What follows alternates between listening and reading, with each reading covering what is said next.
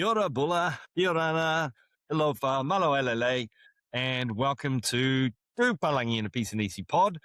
My name's Glenn Murphy, and I'm based here in Aotearoa, New Zealand, on Waiheke Island, and it's great to be working with you for another week, Dave. Yes, thanks, Glenn, and bon dia, whanofa lahi atu, and tēnei te mihi ki a koutou, David Dewar here, dialing in from Rarotonga, Cook Islands, but as you all should know by now, previously based in Fiji, where I'll be heading back to next week, and looking forward to reconnecting with that part of the Pacific.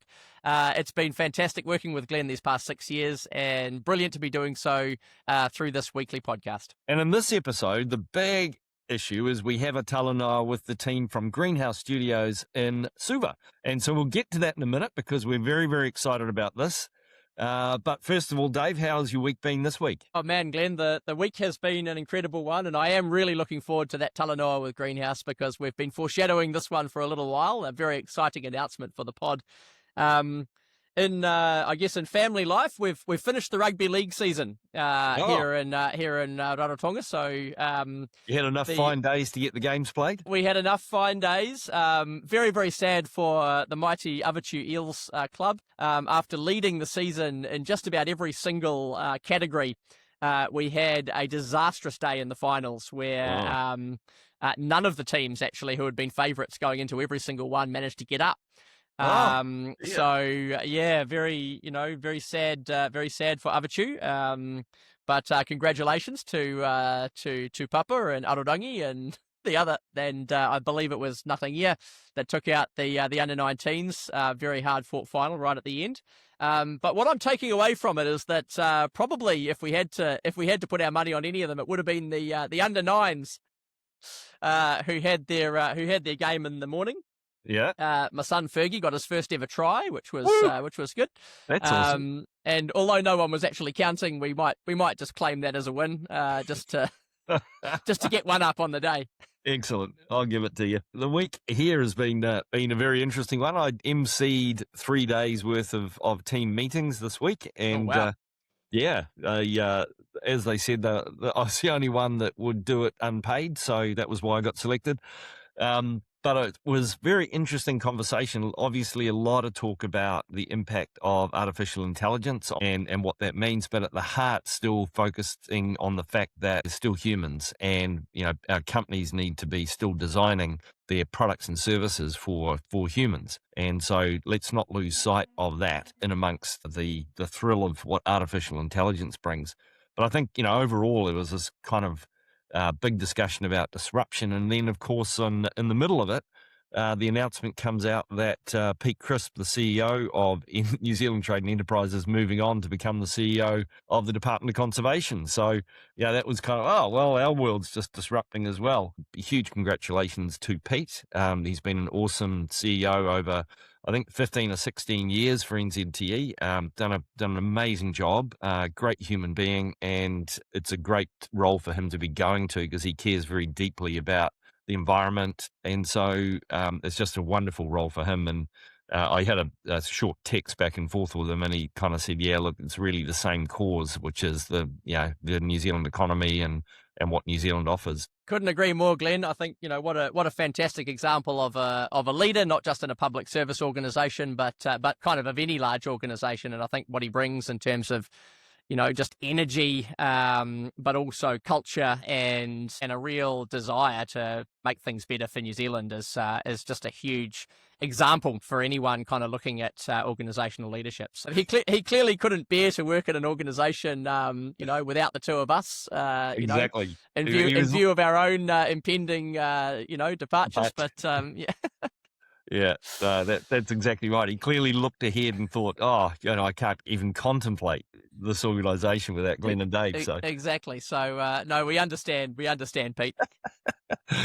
Hey, and the other thing this week, of course, Dave, was the ongoing farewells for our colleague and friend Charlotte Newton-Smith and her partner Richard, and we had the final farewell drinks for them on Thursday night after a string of farewell events. But again, just wishing Charlotte and Richard all the best as they travel off to the UK on their next life adventure. Yeah, go well, Charlotte. I think many of our listeners will know Charlotte personally. She's been the face of New Zealand Trade and Enterprise in the Pacific, based in Auckland, as the Pacific market analyst for, coming up towards 5 years now. So it's been a great run for her and a really exciting opportunity for both her and her partner to head over to London. So they're heading over there on the classic Kiwi OE. So if any of our listeners do have business interests in London and want to hire someone with a great bit of Pacific expertise, I'm sure Charlotte would be very keen to hear from you. And if anyone is interested in contacting her, we'd be happy to put them in touch through the show. So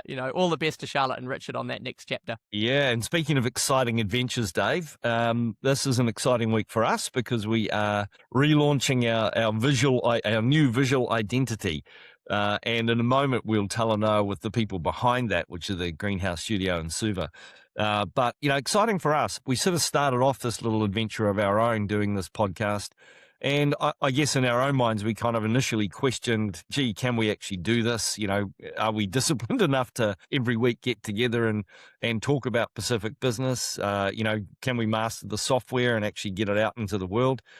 So we've kind of proven that to ourselves, and 20 episodes later, we're still going. So, I'm not sure either of us thought we'd still be here after 20 episodes, but we are, and we're still enjoying it and still getting a lot of interest, Dave. And I think, you in particular probably get a lot of feedback from people who are listening. And the pleasing thing about that really is that we hear from some of the Pacific's best business minds, that are listening and wanting to contribute. Yeah, for those of our listeners who know us both personally, they would have, I think, shared the interest and curiosity to see how the discipline and the IT skills would go. But hopefully we've proven any doubters wrong on that score.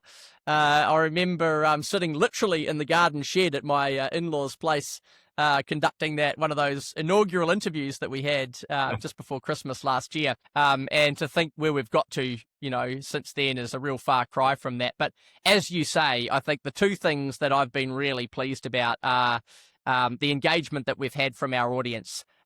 Firstly, just the numbers of people who are getting in touch to say that they're listening, that they're finding what we're saying of interest. It's leading them to think about some of the different things that are happening across the region, but also what it's prompting in terms of people getting in touch to ask to be on the show. We now have a sizable list of potential people to talk to, but also some really, really interesting people as well. So there's both a quantity and a quality aspect to the audience that I'm super pleased about. I think we are filling a niche. That kind of curiosity that we had has been validated. That this is an area that's underdone in the region, and I think we are, providing some, something that hasn't been otherwise done in the mainstream media. So really exciting to see that happen, and good to see where it could go next. Yeah, and I think for us, while the visual identity is the sort of thing we're really focused on today, and we'll talk about with the Greenhouse team, but it's sort of more than that, because now we've actually got a visual identity that comes from the Pacific, rather than just something that my lovely wife actually did for us.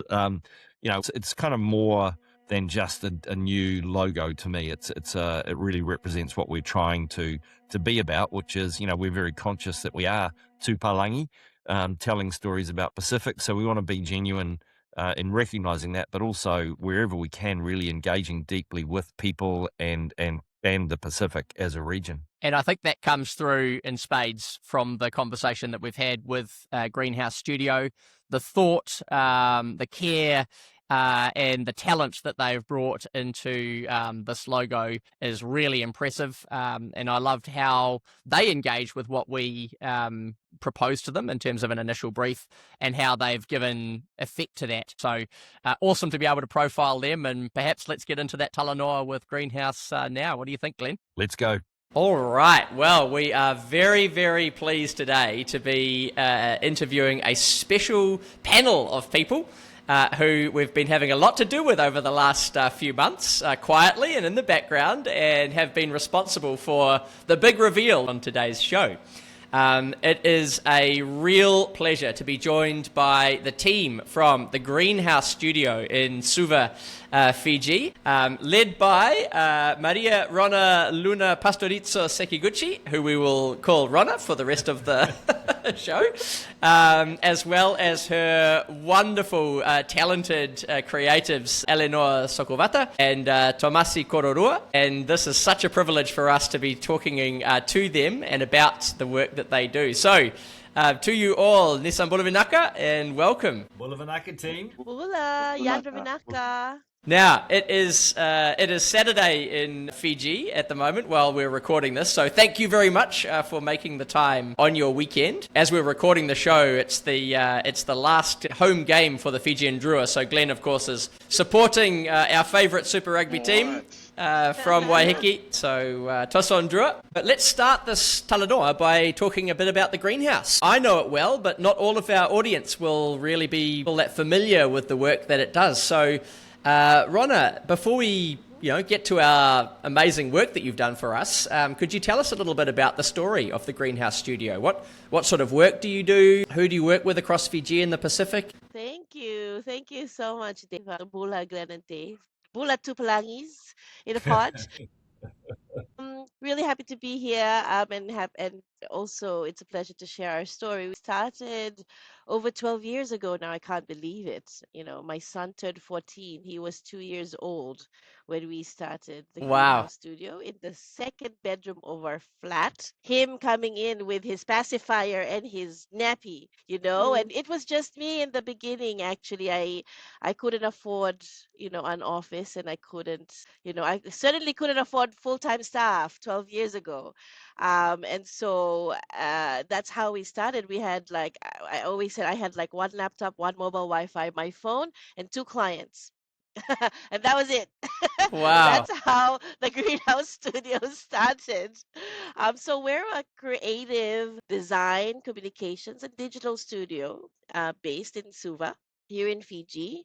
And, it was a dream. I was dissatisfied and disillusioned with doing too much commercial work, and I felt like I wanted to do the type of creative and communications work that would make a difference. So I keep saying we because I'm so used to being part of the team, but when I started the Greenhouse Studio, I really saw that I wanted my work to be meaningful. So from the beginning, I had started working with development organizations and also individuals and other small businesses that really needed the assistance of a creative or a communications person. But mostly organizations like SPC, UN Women, a lot of gender. We've done a lot of gender work, climate work, and all across multidisciplinary. We've done work with RBF through their work with UNDP for finance literacy. We've done work with the Ministry of Education and Ministry of Health through, the Australia's platform or the facility, before that. But the type of work that at that time I felt would really be reaching, communities. And that's how I also managed to attract, the team that we have now, because everybody knows that whatever work they're doing is making a difference. And, that's how we've always operated. Our mantra is we inspire change. That has always been that. And that has never changed even, in the last 12 years. So from one, now, how many are we, Ellie and Tom? Goodness, 10? Less than 10? 7, 8, yeah. 10, wow. 8. Yeah. I mean, Oh. I think I never envisioned it to be a huge agency. The thing about the Greenhouse Studio that I always wanted is to be personalized, because that was like an issue for me. We wanted to work closely with our clients, and that's how it's always been. So we always saw ourselves as like David, against Goliath kind of thing. Right. And we always thrived in the power of being small. So that's the Greenhouse Studio in a nutshell. I'll talk on and on, so stop me. Was it scary, Rona, when you first went out on your own? How did that feel? Do you remember? Yes, I never thought I was gonna be an entrepreneur. I'm a communications graduate.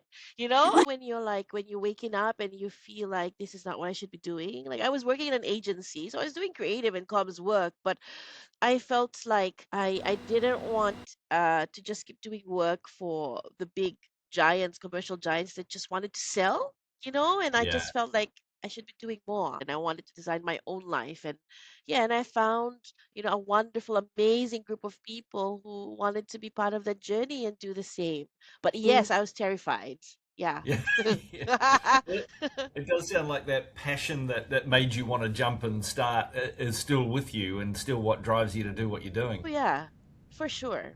Yeah. Yeah, I mean, like three businesses now, greenhouse co-working. Now my husband too, last year just opened greenhouse engineering. So we always had like this whole greenhouse group thing, that we wanted, and yeah, it's happening.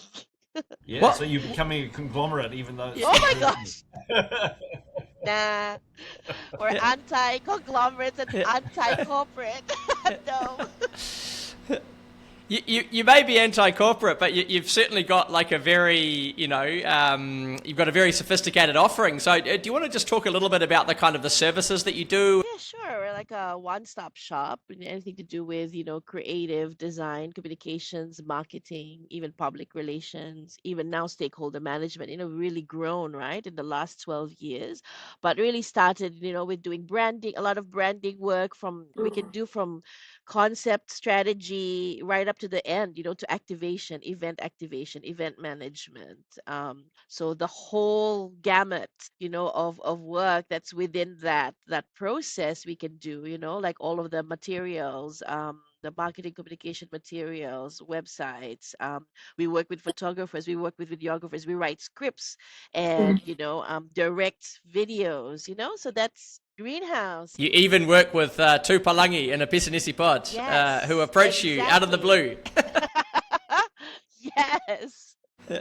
Well, I was thrilled to make that connection because, of course, during the time that I lived in Suva, I had the opportunity to go into the greenhouse studio. And, of course, you've now moved, as we were just talking about, to, the street just off Banuve. Yeah, what's it called? Burton Street, Yes. down Yes, in Burton Place. Nasese. Burton Place, yeah. So if anyone's looking for the greenhouse studio, they know where to find you. And, of course, we'll have some links, I think, in the show notes to your website. That, of course, brings me a little bit to the purpose of our initial contact and the incredible work that you've done for us. And so what our audience may not realise is that several weeks ago, I got in touch with the Greenhouse Studio and suggested that here I was with my friend Glenn starting a podcast called Two Palagi and a Pisinisi Pod. A little bit of a mouthful. But that we were interested in getting some designs made up for that, and a logo and and an entire kind of visual identity, as I think the marketers call it. So we've been working back and forth, and it's been an awesome process, and we're really excited to be launching that. But I wonder, having the two creatives on the show today. What did you think when presented with a brief like that? What was going through your mind, and how did you approach that? Yeah, I think I'll go. Yeah, so when Dave had reached out and I was reading the email, it was pretty exciting, especially when I saw the name of the podcast. I was like, oh my goodness, this is so interesting, and it'll be, fun to... Who are these weirdos? It's like, oh my gosh, what is this? We get two reactions. We get from other Palangi, we get what is that? What does that mean? And then from Pacifica people, they typically just burst out laughing. Yeah. So before we get into the brief and what we thought about it, it helps to quickly understand our design process, so the thinking behind it is clear. So when we take on a project, we start with a design survey or a set of questions for the client, and I know I had sent this to Dave, so this really helps us understand the brand, the audience, and the type of work that Tupalangi in a Pisinisi Pod does. And so once we get that feedback, because we're very collaborative and we work together in our smallness, we brainstorm and do our research on that. So from there, we develop two design concepts for our clients to choose from, and once a concept is selected, we refine it together with our clients to get the end product of so For the Two Palagi logo, the brief was really interesting, like I mentioned. The name, Two Palagi, it already has a fun and playful energy. So, but it's also about serious conversations, after getting to know more about the project, about businesses in the Pacific. So the challenge was finding the right balance, something that felt credible and professional as a podcast, but still warm, human, and not too corporate. Right. We were also mindful of the cultural context because the hosts weren't from the Pacific, but they were very engaged in it. So the identity had needed to show respect and awareness, and without trying to copy or imitate Pacific visual culture in a shallow way. Yeah. Yeah. Wow, sounds like you nailed it. That's a better articulation of the brief than I think we originally gave you. So, yeah. But I guess, partly, that is what is exciting for us because, we are very conscious that we're Tupalangi telling Pacific stories. And so we want to make sure that we are authentic in sort of recognizing that, but also in our connections with Pacific. And so having a design that emanates and a visual identity that emanates truly from the Pacific is actually a really cool step forward for us. So huge Vinaka. Yeah. Vinaka.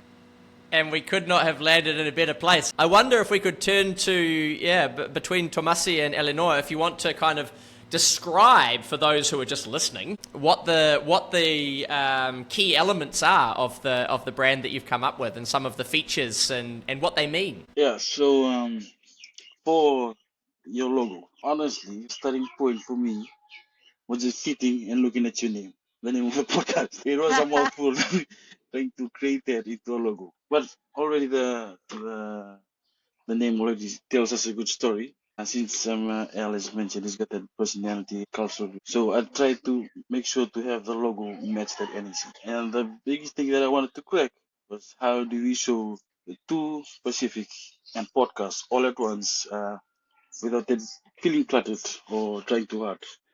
So that's where the 2P mark came from. So the 2 becomes the microphone. So the minute you see it, you know it's a podcast. You know there are 2 people, and just it just clicks. It's just one of those things when once you see it, then you cannot see it. And the P, that's where it gets a bit interesting. I didn't know what just to use just a standard typeface and call it a day. Because you guys were New Zealanders. That's that Maori design heritage that's woven into the identity, whether you realize it or not. So in the Maori tamoko, that traditional motifs, there's always that elegant, that koru-like curl at the end of a form. Right. It's not decorated for the sake of it, and it represents that growth, new beginnings, connections. So I took that idea and I brought it to the tail of the P. I mean, it's subtle, but it was intentional, and it's a little note that says that we understood where we come from without screaming it.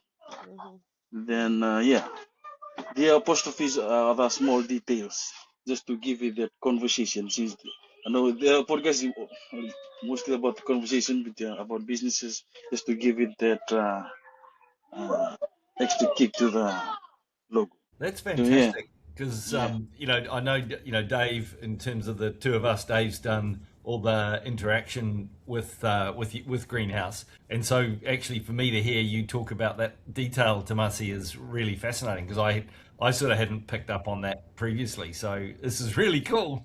Yeah. Yeah.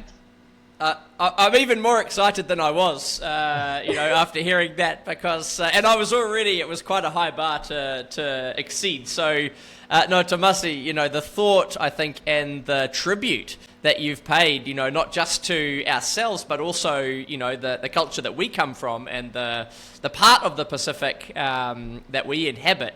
in Aotearoa, that's such an awesome way to, I think, reflect that. I love how you've incorporated the 2 and the P into the microphone. I love how, as you say, it immediately looks like a podcast microphone, but also, there's a couple of bits in the background on some of the imagery where you've sort of turned it around, you've made it kind of like a geometrical, almost like a repeating pattern, and it looks beautiful. It was all a team's effort coming together and trying to make the idea work.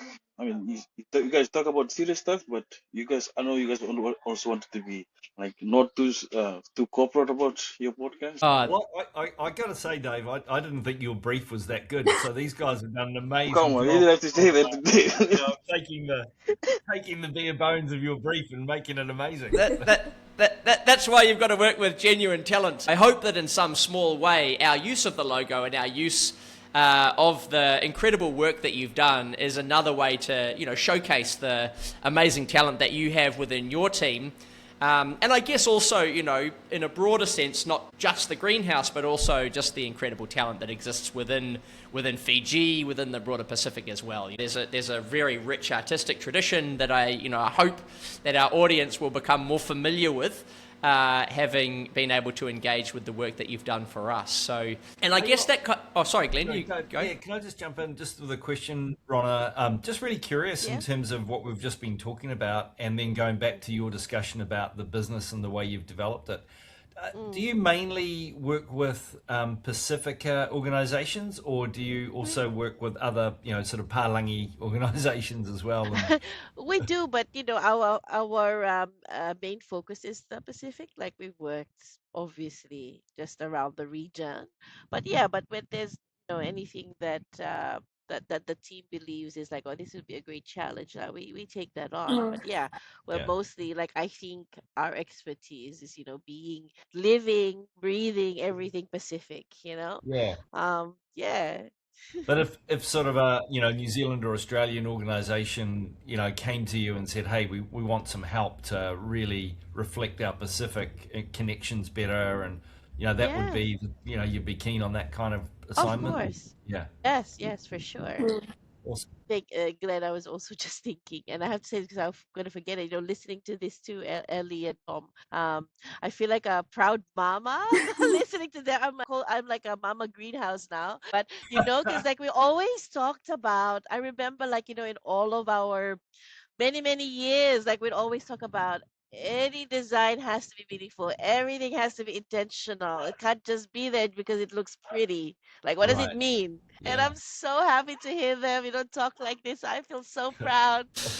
Well, I guess, we're coming kind of to the end of the Talanoa, but where we like to kind of go with these conversations is really to look ahead to the future. Thinking about yourselves sitting at the centre of the creative economy in Fiji. Where do you see some of the trends and opportunities and things like that for your own industry kind of going forward? This is a big topic, in Fiji. Like I'm part of like various MSME groups and always talking about how much the creative economy in Fiji could be doing so much better, receiving support. Like if Vo just went to New Zealand and then to New Caledonia and brought their circus, and we've got some exhibitions going on. Like there's a lot of talent there and it could really be transformed. We just need a proper strategy. And in fact, actually, Ellie, wasn't there just an advert on the strategic planning for the industry for heritage and the arts? And I'm really looking forward,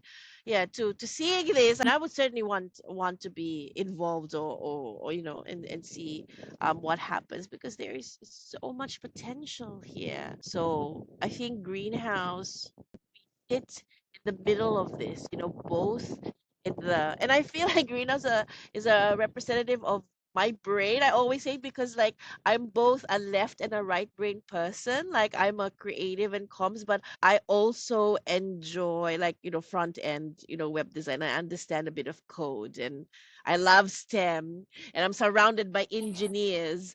But like I feel like greenhouse is like that too, because we go on both sides. Like we manage projects, we do technical work, but at the same time, like we're full on, into the arts and the creative economy. I was talking to a few friends yesterday and they were talking about how In Australia, they have all of these opportunities, like in the creative economy or even in the councils and this and that.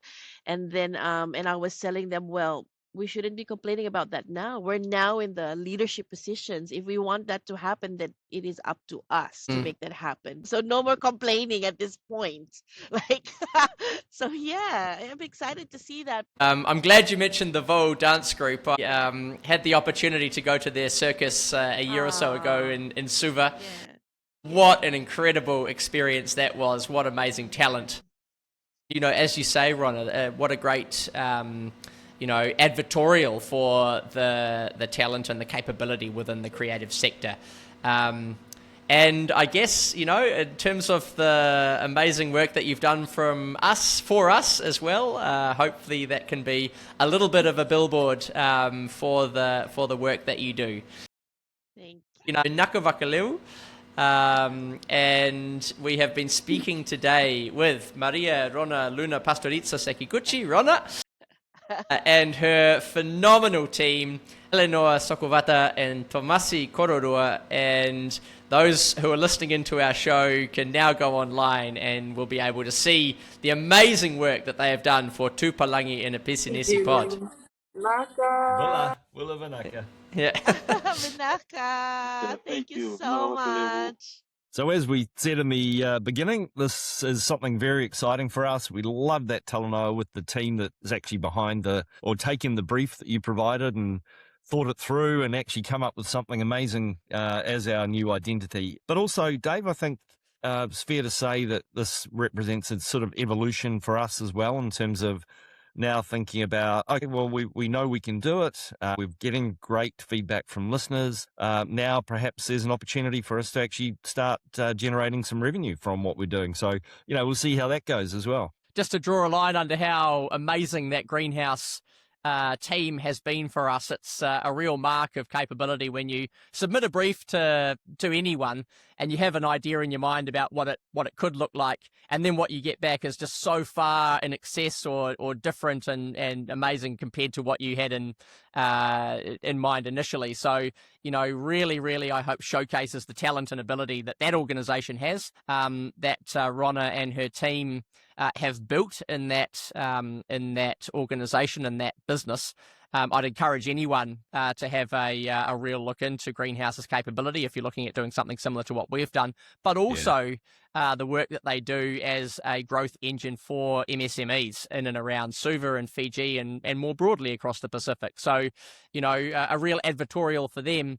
But as you say, Glenn, for the show, I think that having a very quality visual identity like that is now a great stepping stone for us to take this to the next level. We think we've got the content is there, the visuals are there, and really exciting, I think, about being able to use what we've got and what we're developing, for the benefit and to create and add value to some of the businesses that are out and about in the Pacific or looking to do work out there. Yeah, I just back that up in terms of the greenhouse stuff, Dave, in terms of what came out of that Talanoa. I think, Ronna's sort of passion, the ethos behind the business that still drives her and drives the business, and then, her passion for what she's doing, but also that incredible pride she expressed when she was listening to her team talk about the way they've thought things through and what they've done was actually really quite touching. Absolutely. It's you start thinking about what you do and the mana that they bring to our project, through their own contribution. And, obviously it's something that it's a commercial relationship. It's something that we've paid them to do, but, to actually have that human relationship and that personal, as you say, pride and investment that they've put into this.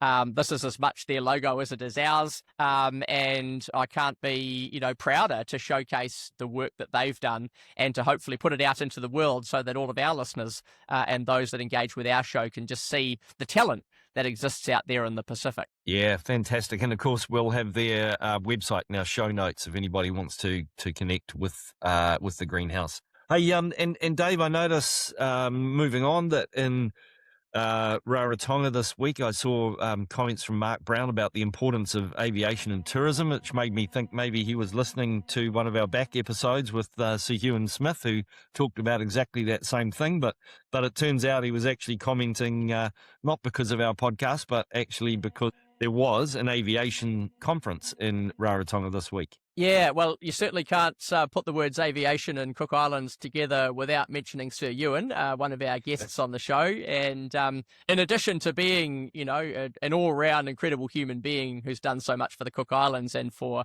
aviation in general and founding Air Rarotonga, Sir Ewan is also the chair or the president of the Association of South Pacific Airlines, ASPA, which is the industry body that represents all of the airlines that operate in and around the South Pacific. And they had their, I think it's 81st conference here in Rarotonga this week. Wow. They've certainly seen some ups and downs over that time, if you'll excuse the pun for aviation. But the current period, after just coming out of what they probably thought was a once in a lifetime shock with COVID, to now experience a global fuel crisis where we've seen fuel prices, or certainly kerosene, air fuel, jet fuel prices more than double actually over the last 6 to 8 weeks, is really another just kind of existential crisis for a lot of these smaller operators. And if you remember Ewan's comment, talking about the Pacific, he talked about the haves and the have-nots, and the haves are those that have a tourism industry, and the have-nots are those that don't. And represented within that organisation, you have got the likes of Rarotonga, Fiji, the French Pacific, which do have still quite sizable tourism industries that underpin a lot of their capacity and revenue. But you've also got airlines like Solomon Airlines, as well as Air Vanuatu, which probably should have more of a tourism backing to it, but have really suffered and struggled, I think, in some of the conditions that they've got. There's been a real two sort of different stories that took place this week. You had Rarotonga, Cook Islands being probably the brightest spot. They're still seeing some really strong tourism numbers. This week they had the launch of the inaugural Jetstar flight between Brisbane and Rarotonga, so that brings doubles effectively the weekly capacity from Australia to Cook Islands. They've got a target of getting up to about, I think, over 50,000 Australian visitors this year, which will add to the 120,000 or so that they get from New Zealand. So they're still looking at some real record-breaking numbers. But then on the other hand, you've got some massive and, as I say, existential pressures in terms of that fuel price. It's their single greatest input. Hey, Dave, and this week's an exciting week for you. You're heading back to Fiji, packing up your microphone and your headset, and hopefully you'll meet a few people that might want to talk to you and get recorded. Yeah, I suspect so, Glenn. Well, whether they want to be recorded is a different question. But I'm certainly taking the podcast kit over there, and we do have a couple of really exciting conversations lined up. Obviously, for those that aren't aware, what Glenn's referring to is the fact that I'll be in Nadi, Fiji next week. Well, it'll probably be this week by the time you're listening to this podcast, but from the 25th to the 28th of May, I'll be over there for the Pacific Infrastructure Business Opportunities Seminar, or PBOS, as it's being called. Others will probably just refer to it as the Pacific Infrastructure Conference. But yeah, really good opportunity to get together with folks involved in designing, delivering, implementing, and stewarding infrastructure across the Pacific region. I think there's over 400 people attending from both industry as well as government and development agencies. A really exciting series of conversations there. But also just being in Nadi, a great opportunity to catch up with some of my my good friends. And, there's a couple of really exciting businesses that have had some pretty cool stories in the last couple of weeks that we're going to get along and talk to. A bit different to the usual sort of infrastructure commentary, although there's plenty of interesting things that go on there. But yeah, really excited to, just catch up with people, make those connections, reinforce them, and we'll have some pretty cool things to say, I think, after the week's over. Yeah, well, Dave, I hope you have a absolutely fantastic week. I'm very jealous that you'll be in Nadi, but I know you'll love catching up with, some people that you haven't seen for a little while, and yeah, I'm sure you'll have a great time and make the most of every single hour that you're awake, which will probably be most of them, knowing you. That's what I'm afraid of, Glenn. But no, I think for anyone who wasn't aware and is listening in, and is also going to be in Nandi next week, love to catch up. Indeed. Hey, well, look, Dave, that is us for another week. Really exciting week for us in terms of the new visual identity from Greenhouse Studios and the team there. Yeah, excited to hear next week about how things went for you and Nandi. That is Two Palagi and a Pisinisi Pod for another week. And Dave, would you like to read us out? I'd love to, Glenn. Yeah, can't wait for next week, and really looking forward to continuing the discussions and continuing the work that we're doing through this podcast. It's one of the most fun things I've been involved with, and really enjoying seeing where it goes next. So for those of you who are listening in, as you've probably heard today, we really appreciate getting all of the feedback and the commentary and the suggestions that you've been making, either about how you're finding the topics that we're talking about, suggestions for other ones that we could cover, and of course for people and organizations that we could profile. If you are interested in getting into sort of a sponsorship relationship with the show, we'd love to talk about that as well, and we'll probably have more to say about that in the coming weeks. But in the meantime, please keep the Talanoa going, keep the conversation up. You can get hold of us through all of the social channels. LinkedIn's where we tend to be most active, but of course we have our dedicated email address, 2.palangi, PALAGI @gmail.com. Really enjoying some of the engagement we're having through that. Look forward to hearing plenty more from us in the coming weeks, but for the meantime, that has been Tupalangi in a Pisinisi Pod for the week ending 23 May.